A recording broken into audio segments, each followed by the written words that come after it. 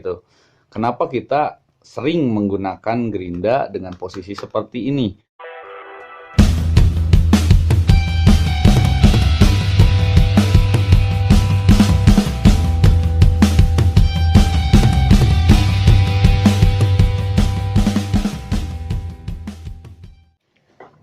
Assalamualaikum warahmatullahi wabarakatuh. Jumpa lagi di channel John Otomotif dan Welding yang akan membahas tentang dunia otomotif dan bidang pengelasan. Oke, untuk video kali ini kita akan membahas tentang pemasangan gerinda ini ya. Saya tidak menyalahkan satu pihak atau membenarkan satu pihak ya. Tapi kita akan berdiskusi di sini alasan-alasan kenapa tukang-tukang las kita tuh memasangnya seperti ini. Padahal memasangnya tuh sebenarnya gini ya. Ada beberapa alasan yang mungkin menurut saya masuk akal juga dan saya pun merasakannya gitu. Kenapa kita sering menggunakan gerinda dengan posisi seperti ini? Bila memang ring harus ada di sini, ring ini kan bisa dicopot. Ring ini kan bisa dicopot. Tapi sering di video-video saya memperdebatkan pemasangan resibon ini, resibon cutting ini. Nah, seperti itu. Oke, kita bahas alasan-alasan kenapa kebanyakan orang memakai gerinda itu seperti ini.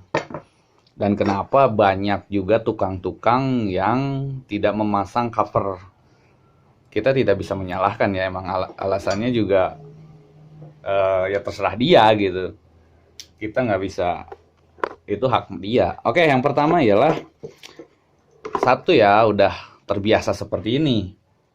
Bila kita memasang terbalik, terasa aneh gitu.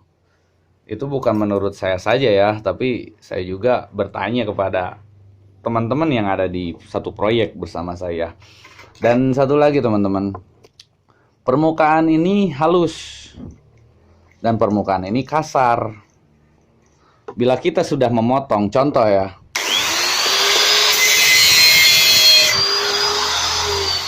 maka dari sudut-sudut besi yang udah kita potong itu akan kasar. Pasti kalian pernah melihat tukang las yang seperti ini atau teknik memotong seperti ini. Setelah dipotong, nah, itu adalah alasan kenapa orang-orang memasang gerinda seperti ini dibalik. Karena bila memasang di yang ada mereknya, saya putar dulu ya teman-teman ya.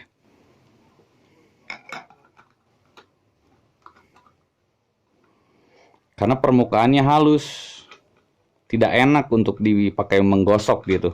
Memang pada dasarnya gerinda cutting itu tidak boleh untuk menggosok. Tapi di lapangan apapun pasti sudah terjadi. Seperti ini.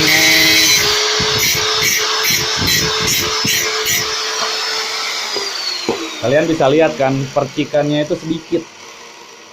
Percikannya sedikit teman-teman. Dan dia masih kasar gitu. Karena dia permukaannya halus. Tidak seperti ini. Ini kan saya hanya contoh dia menggunakan behel. Tapi kalau memotong hollow, maka si bekas potongannya itu akan benar-benar tajam dan tebal teman-teman. Itu adalah alasan kenapa bahkan saya pun memasang gerinda itu seperti ini. Itulah. Memang untuk protokol safety itu kita tidak boleh ini untuk menggunakan cutting untuk menggosok. Seperti ini.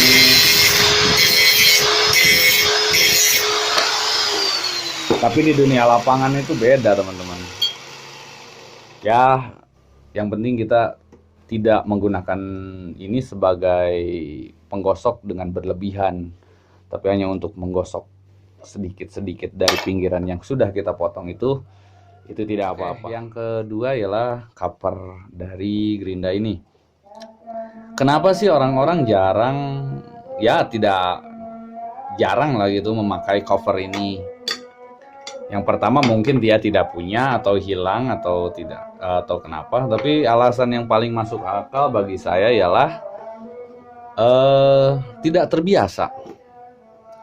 tidak terbiasa safety, ya tidak terbiasa menggunakan cover karena terhalang gitu.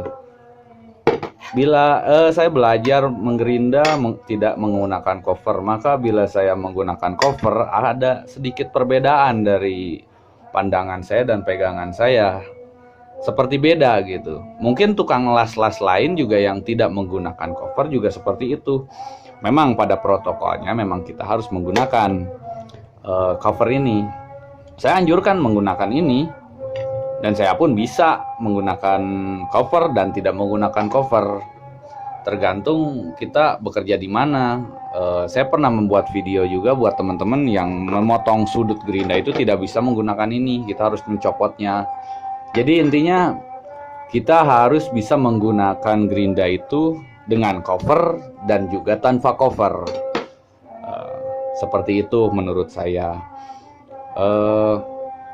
Mungkin informasi yang saya berikan hanya seperti itu dari pemasangan resibon ini. Tidak, bila ada yang salah dari kata-kata saya bisa di kolom komentar.